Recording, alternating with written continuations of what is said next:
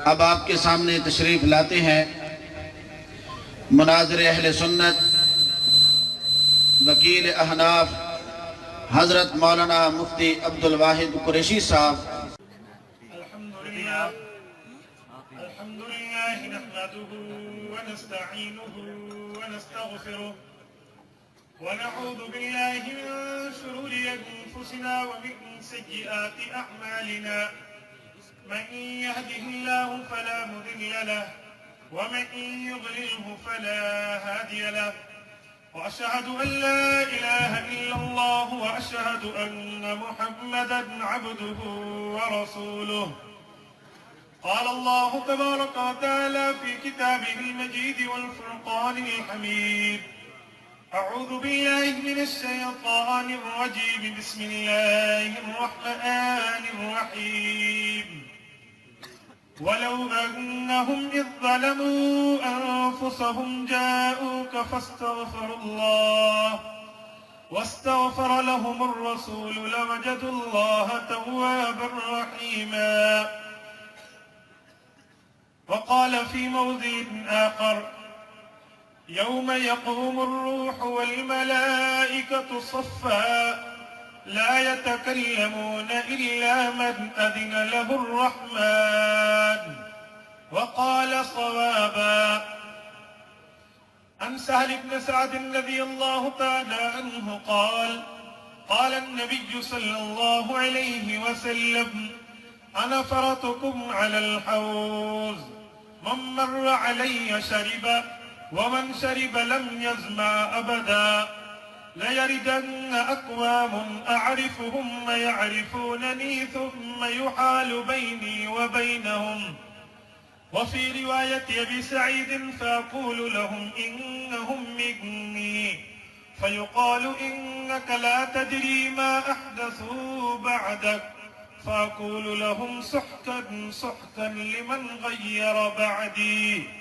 رواه الإمام الهمام البخاري في صحيحه وعن أنس بن مالك رضي الله تعالى عنه قال رسول الله صلى الله عليه وسلم في حديث طويل فيقال يا محمد ارفع رأسك قلت اسمع سل تعطى واشفى تشفى رواه الإمام الهمام المسلم في صحيحه عن ابن عمر رضي الله تعالى عنهما قال رسول الله صلى الله عليه وسلم من جاءني زائرا لا يهمه إلا زيارتي كان عليه حقا أن أكون له شفيعا رواه الإمام الطبراني في معجمه وصحه ابن السكن وبه قاله الأعراقي في شرح الأحياء صدق الله العظيم وبلغنا رسوله النبي الأمي الكريم ونحن على ذلك لمن الشاهدين والشاكرين والحمد لله رب العالمين قدم قدم پہ رحمتیں نفس نفس پہ برکتیں قدم قدم پہ رحمتیں نفس نفس پہ برکتیں جہاں جہاں سے وہ شفیع عاصیاں گزر گیا جہاں نظر نہیں پڑی وہی ہے رات آج تک جہاں نظر نہیں پڑی وہی ہے رات آج تک وہی سحر ہوئی جہاں جہاں گزر گیا معزز سامعین مسلک اہل سنت والجماعت سے تعلق رکھنے والے میرے غیرت مند غیور مسلمان بھائیوں اور متوسلین خانقاہ سراجیہ کندیا شریف جانشین خواجہ خواجگان حضرت خواجہ خلیل احمد دامت فیوزہم کی موجودگی میں سالانہ ساقی کوثر شافی محشر نامی سالانہ کانفرنس سے آپ حضرات سے مخاطب ہونے کا شرف حاصل ہو رہا ہے۔ میں نے آپ حضرات کے سامنے اسٹیج سے دیے گئے موضوع کے مطابق بات کرنی ہے۔ آپ حضرات نے پڑھا ہے کہ ہمارا اشتہار پہ عنوان ہے ساقی محشر ساقی کوثر و شافی محشر کانفرنس۔ میں نے انشاءاللہ اپنی گفتگو میں انہی دو موضوعات پر بات کرنی ہے کہ ساقی کوثر اور شافی محشر کا معنی کیا ہے، پھر ساقی کوثر اور شافی محشر کی صفات، یہ صفت کس کے اوپر منطبق اور اطلاق ہوتی ہے، اور وہ کون لوگ ہیں جو ان ہر دو صفات سے بہراور ہونے والے ہیں۔ میرے بھائیوں، ساقی کوثر، ساقی کوثر کا معنی ہے حضور پاک علیہ الصلوۃ والسلام نے حوض کوثر سے ہمیں پانی پلانا ہے۔ یہ حوض کوثر کیا ہے؟ اکثر مفسرین نے کوثر کا معنی خیر کثیر سے کیا ہے، لیکن حضرت علی ابن عباس رضی اللہ تعالی عنہم سے روایت تفسیر میں ہے کہ اس سے مراد قیامت کے دن رسول اللہ کو میدان محشر میں ایک نہر ملے گی، اس نہر سے رسول اللہ مسلمانوں کو پانی پلائیں گے، اس سے مراد وہ نہر ہے۔ مفسرین کی ایک دوسری جماعت بتاتی ہے کہ یہ نہر میدان محشر کے بجائے جنت کے اندر ہوگی۔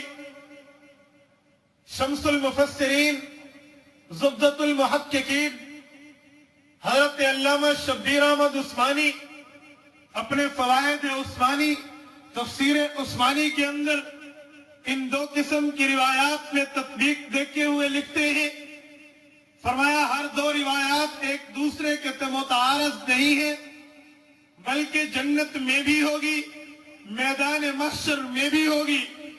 اس کا طریقہ یہ ہے کہ نہر کوثر جنت سے شروع ہوگی اور میدان محشر پہ آ کر ایک جگہ پانی جمع کر دیا جائے گا، جس جگہ رسول اللہ اٹھا اٹھا کر لوگوں کو پلائیں گے۔ یہ دونوں قسم کی روایات کی تطبیق کے بعد ایک اور بات یوں سمجھیے کہ ساقی کوثر رسول اللہ صلی اللہ علیہ وسلم نے کوثر کی حوض سے، کوثر کی نہر سے پانی پلانا ہے۔ حضور پاک علیہ الصلوۃ والسلام کس طرح پانی پلائیں گے؟ وہ کون لوگ ہوں گے جن کو رسول اللہ پانی پلائیں گے؟ یاد رکھنا، میں نے اس کے لیے صحیح بخاری سے ایک روایت تلاوت کی ہے، کتاب الحوض، باب قول اللہ تعالی انا اعطیناک الکوثر، حضرت امام بخاری رحمت اللہ علیہ، بخاری جلد نمبر 2 صفحہ نمبر 974 پہ اس روایت کو نقل کرتے ہیں۔ حضرت سہل بن سعد انصاری رضی اللہ عنہ کے واسطے سے امام بخاری نے سلمۃ بن عمر حضرت امام ابو حازم سے اس روایت کو نقل کیا ہے۔ حضرت پاک علیہ الصلوۃ والسلام نے ساقی کوثر ہونے کا اپنی صفت کو بیان فرمایا، اور جن لوگوں نے رسول اللہ کے ہاتھ سے کوثر کے پانی کا جام نوش کرنا ہے ان کی نشاندہی بھی فرمائی۔ آقا انعامدار فرماتے ہیں انا فراتکم علی الحوض، لوگوں قیامت کا دن ہوگا، حوض کوثر کے اوپر میں موجود ہوں گا، من مر علی شرب، جو آدمی مسلمان میری قریب سے گزرے گا وہ آدمی اس حوض سے پانی نوش کر لے گا، ومن شرب لم یظمأ ابدا، وہاں 50,000 سال کا ایک دن ہوگا، کان مقدارہ 50,000 سنہ، 50,000 سال کے دن میں وہ آدمی دوبارہ پیاسا نہیں ہوگا جس نے میرے حوض سے پانی پیا ہوگا۔ 50,000 سال کے دن میں پیاس محسوس نہیں ہوگی، یہ آدمی اس حوض سے پانی پی لے گا۔ حضرت پاک فرماتے ہیں اسی اثنا میں لیردن علی اقوام، کچھ لوگوں کو ہمارے قریب سے گزارا جائے گا، جب میں ان لوگوں کو دیکھوں گا یعرفوننی وانا اعرفہم، وہ لوگ مجھے بھی جانتے ہوں گے، میں ان لوگوں کو بھی جانتا ہوں گا، ثم یحال بینی وبینہم، اسی اثنا کے عالم میں درمیان میں ایک آڑ ڈال دی جائے گی، وہ لوگ ایک طرف ہو جائیں گے، مجھ سے دور کر دیے جائیں گے۔ یہاں اس روایت کا اختتام ہے حضرت مالک ابن سنان ابن وہیب، جن کی کنیت حضرت ابو سعید خدری ہے رضی اللہ عنہم کی روایت میں ہے۔ حضرت ابو سعید فرماتے ہیں ما قال یزید فی حدیثی، حضرت پاک علیہ السلام نے اس حدیث کے موضوع کو آگے بھی بیان فرمایا. حضرت پاک علیہ السلام نے فرمایا جب میں دیکھوں گا ان لوگوں میں اور مجھ میں ایک آڑ قائم کر دی جائے گی، وہ مجھ سے دور کر دیے جائیں گے، میں انہیں دیکھ کے کہوں گا انہم منی، یہ تو میرے ماننے والے ہیں، یہ تو مجھ ہی سے تعلق رکھنے والے ہیں.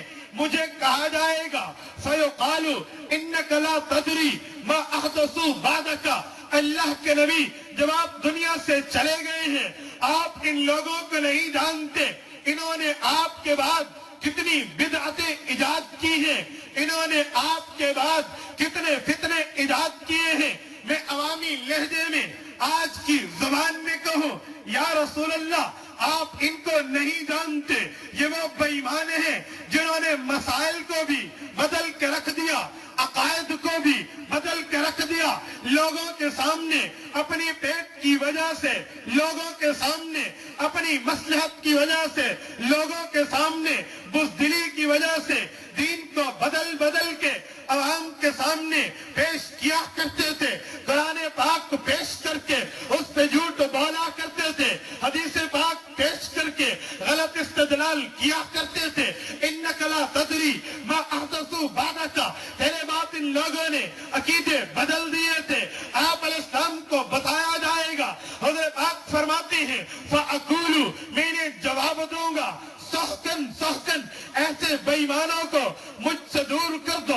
لمن غیر بعدی، جنہوں نے میرے بعد دین کو بدل دیا ہے. یہ حدیث پاک بتاتی ہے جو آدمی غلط عقیدہ رکھے، جو آدمی غلط مسئلہ بتائے، جو آدمی دین کو بدل دے، جو آدمی بدعتیں ایجاد کرے، جو گروہ فتنے ایجاد کرے، ایسے آدمی کو حضرت پاک علیہ السلام قیامت کے دن حوض کوثر سے بہرور ہونے نہیں دیتے، حوض کوثر سے پانی پینے کی اجازت نہیں دیتے. کیوں؟ یہ آدمی بدعتی ہے، اہل بدعت ہے، اہل بدعت کو پانی نہیں ملے گا.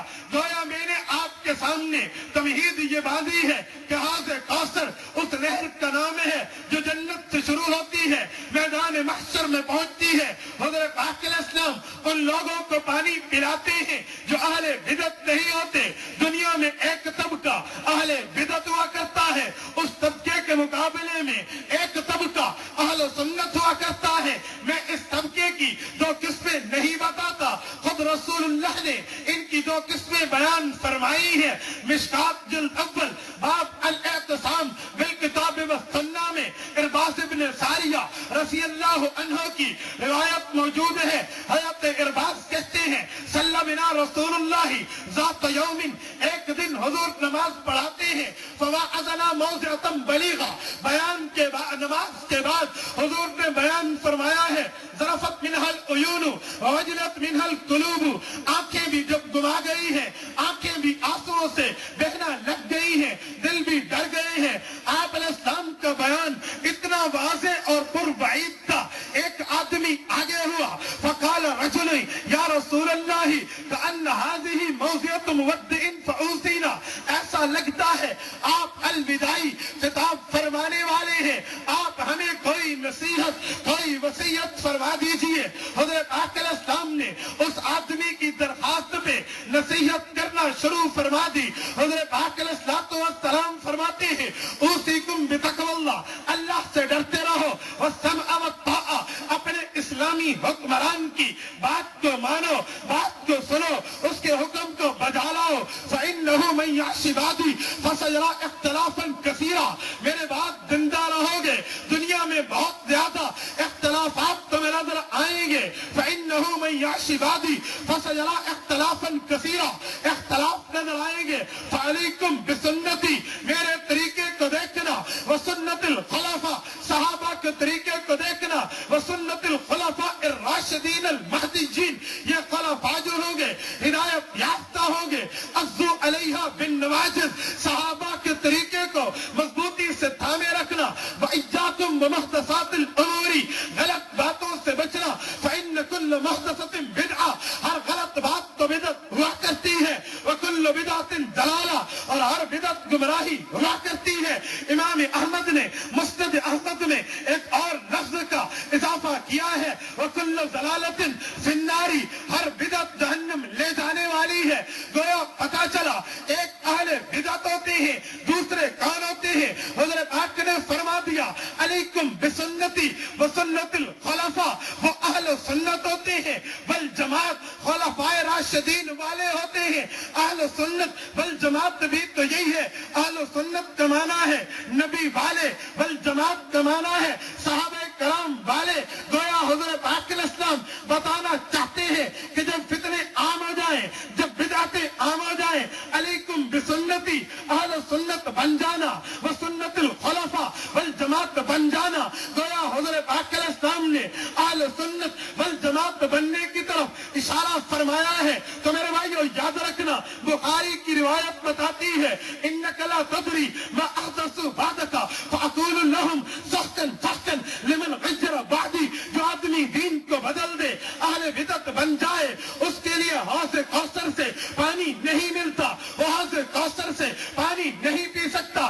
گویا پتا چلا اہل بدعت کو پانی نہیں ملے گا۔ تو میں نے شروع میں دعویٰ کیا تھا وہ کون لوگ ہوں گے جنہیں حضرت پاک علیہ السلام پانی پلائیں گے۔ میں نے دو روایات آپ کے سامنے بطور دلیل کے رکھ کے یہ بات تو واضح کرتی ہے کہ ساقی کوثر کا جام حضور نے جن کو پلانا ہے وہ اہل سنت والجماعت، وہ اہل سنت والجماعت ہوں گے۔ اہل سنت والجماعت نے حضرت پاک علیہ السلام سے کوثر کے جام کو نوش کرنا ہے، حضور کے ہاتھ سے پانی کو پینا ہے۔ میرے بھائیو یاد رکھنا، حوض کوثر کا پانی اہل سنت والجماعت کو حضور کے ہاتھوں نصیب ہوگا۔ اور میں نے بتا دیا، حضرت پاک نے فرمایا من مر علیہ شرب، میرے اوپر سے گزرو گے وہ پانی ضرور پیو گے۔ ومن شرب لم یسمع ابدا، 50,000 سال کا ایک دن ہوگا، وہ پانی تم نے پی لیا، تمہیں 50,000 سال کے دن میں پیاس نہیں لگے گی۔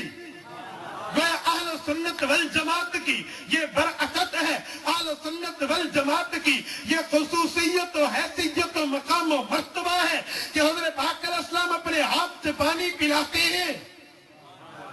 میرے بھائیو یاد رکھنا، یہ ساقی کوثر حضرت پاک علیہ السلام نے کوثر کا جوس، کوثر کا جام امت مسلمہ اہل سنت والجماعت کو دینا ہے۔ پھر اہل سنت والجماعت بھی بتاتا چلوں، اہل سنت والجماعت کون کون لوگ ہوتے ہیں۔ دنیا میں بہت سے لوگ ہیں جو اپنے آپ کو صحیح کہتے ہیں، لیکن علماء کرام نے لکھا ہے اہل سنت والجماعت دنیا میں 4 قسم کے لوگ ہیں، حنفی، شافعی، مالکی، حنبلی، یہ چاروں لوگ اہل سنت والجماعت ہیں۔ کوئی حنفی ہو اہل سنت والجماعت ہے، شافعی ہو اہل سنت والجماعت ہے، مالکی ہو اہل سنت والجماعت ہے، حنبلی ہو اہل سنت والجماعت ہے۔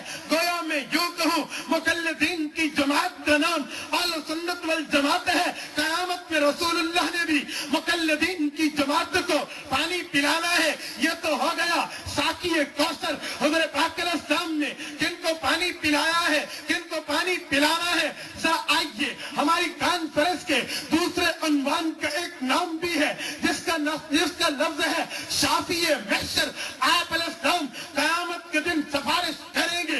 حضرت پاک علیہ السلام نے قیامت کے دن میں لوگوں کی سفارش کرنی ہے۔ اب ذرا دلائل کی دنیا میں ذرا اس طرف بھی آئیے، میں تمہیں لے چلتا ہوں، آپ کو بتانا چاہتا ہوں کہ کون لوگ ہوں گے جن کی سفارش رسول اللہ نے کرنی ہے۔ وہ کون لوگ ہوں گے جو شافی محشر کی صفت شافعیت سے، صفت شفاعت سے قیامت کے دن فیض پائیں گے۔ میرے بھائیو ذرا دیکھیے، ہم نے تو دیکھا ہے حضرت پاک علیہ السلام کی سفارش تو بہت بڑی ہے، شفاعت تو بہت بڑی ہے۔ میں نے اس کے لیے قرآن کریم کی 2 آیات آپ کی خدمت میں رکھی ہے۔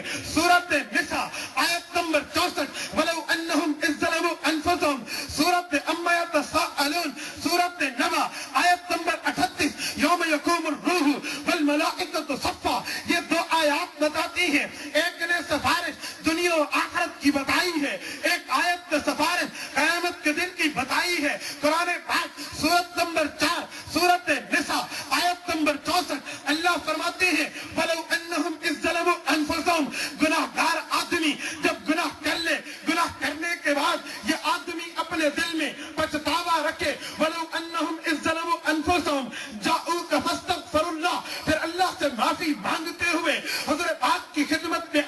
ہے فاستغفر لهم الرسول، حضور پاک علیہ السلام بھی اس کے لیے معافی مانگ لیں، لوجد اللہ توابا رحیما، اللہ اسے معاف بھی کریں گے، اس پہ رحمت بھی کریں گے۔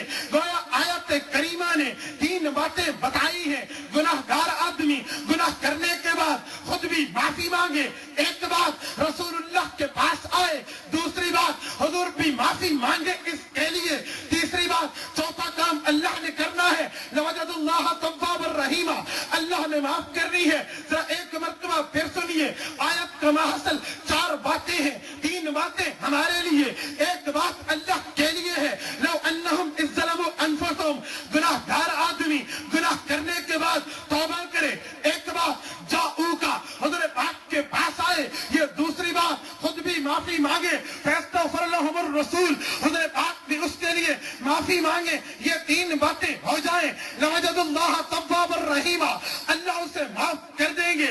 میرے بھائیو، یہ آیت نے بتا دیا غلطی کر لو تو تم معافی مانگو، حضور پاک کے پاس جاؤ، آقا انعامدار بھی تمہارے لیے معافی مانگے، رب تمہیں معاف بھی کرے گا، اللہ بخشش بھی کریں گے، اللہ رحمت بھی کریں گے۔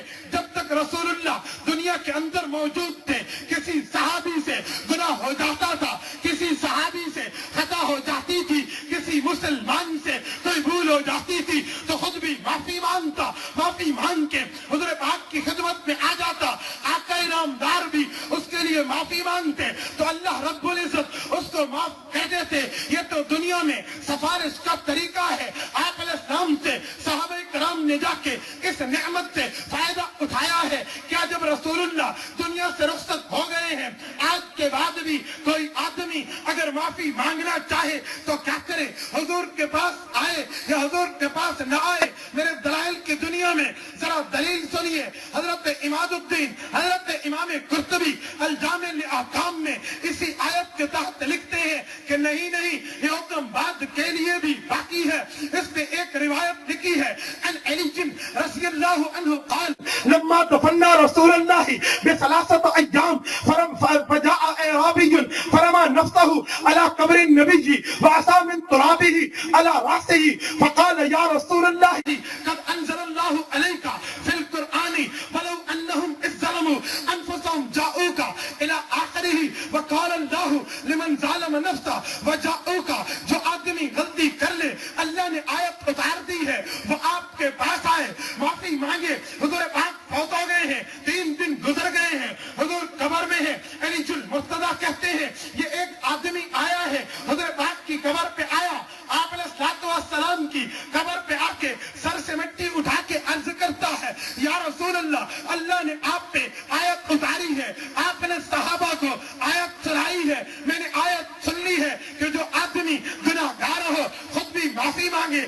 آپ کے پاس آئے آپ بھی معافی مانگے، رب بخش دیتا ہے۔ فجئتک یا رسول اللہ تستغفر لی فاستغفر اللہ، میں بھی غلطی کرنے والا ایک گناہ گار انسان ہوں، غلطی کر کے اللہ سے معافی مانگتا ہوں، آپ کے پاس آیا ہوں کہ آپ بھی میرے لیے بخشش کی درخواست کیجئے۔ حضرت علی المرتضیٰ فرماتے ہیں فنودیہ من القبر انہ قد غفر لک، اسے آواز آئی تیری بخشش کر دی گئی ہے،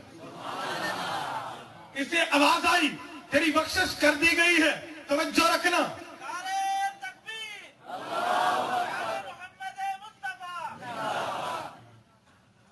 اس آیت سے 1-2 چیزیں سامنے آئی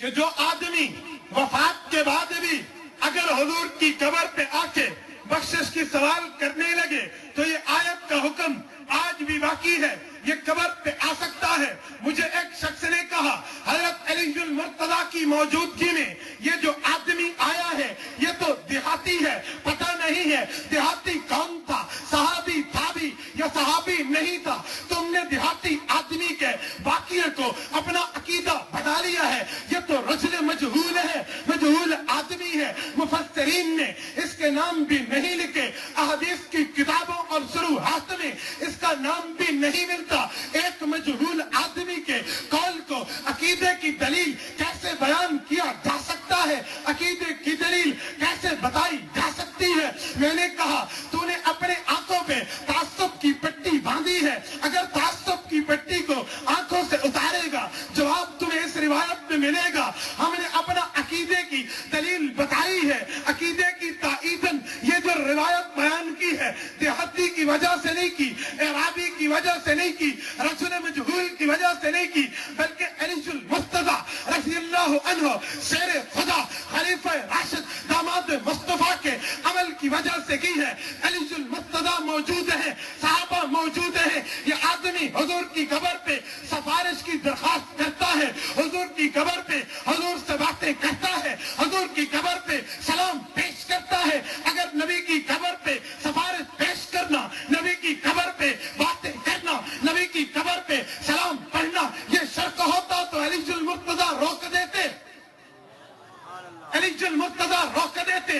علی کا نہ روکنا اس بات کی دلیل ہے علی کا عقیدہ بھی یہی تھا. السکوت فی معرضۃ البیان بیان. علم کلام والوں نے یہ قاعدہ دیا ہے کہ جب ایسا موقع آ جائے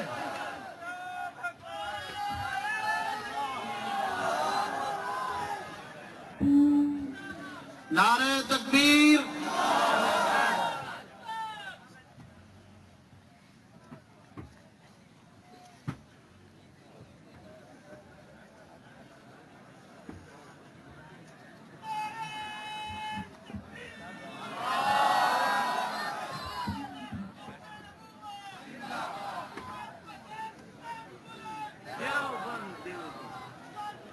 ساتھی تشریف رکھیں. متکلم اسلام استاد ذی المکرم سیدی و مرشدی جن کے فیض صحبت سے میں آپ کے سامنے بول رہا ہوں وہ تشریف لائے ہیں.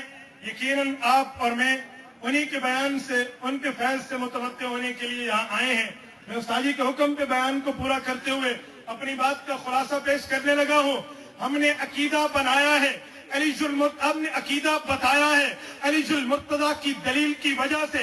بلکہ اگر یہاں بھی نہ سمجھیو تو امام المفسرین, امام الزاہدین حضرت مولانا حسین علی الوانی رحمت اللہ تعالی علیہ نے اپنی زندگی کی آخری تصریف تحریرات حدیث میں صفحہ نمبر 396 پہ واضح طور پہ لکھا ہے کہ جب یہ آدمی حضور کی قبر پہ آیا, صحابہ دیکھ رہے تھے, لوگ دیکھ رہے تھے, ولم ينکر علیہ احد, کسی صحابی نے اس پہ نکیر نہیں کی, کسی صحابی نے اس کو منع نہیں کیا. تو پتہ چلا صحابہ کا اجماع تھا, تو پتہ چلا صحابہ کرام کا یہی اجماع تھا. تو میں بات کرنے لگا تھا کہ میرے بھائیو یاد رکھنا شافی محشر عنوان تھا.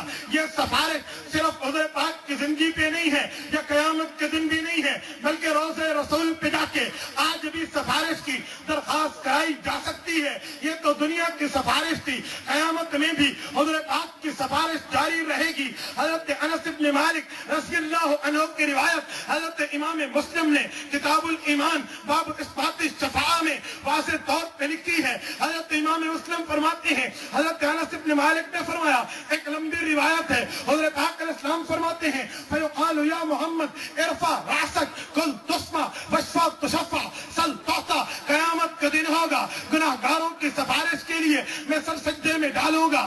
آخر اللہ کی رحمت کو بھی جوش آئے گا. اللہ فرمائیں گے یا محمد ارفع راسک, اے نبی کریم آپ اپنے سر مبارک کو بلند کیجئے. کل تسمع, آپ جو بات کریں گے وہ بات سنی جائے گی. سل تعطى, آپ کے سوال کو پورا کیا جائے گا. واشفع تشفع, آپ کی سفارش قیامت کے دن مانی جائے گی. تو یہ سفارش بھی قیامت کے دن تک جاری رہے گی. میرے بھائیو اس پہ ایک چیز اور بھی سنیے, حضور پاک علیہ السلام شافی محشر ہیں.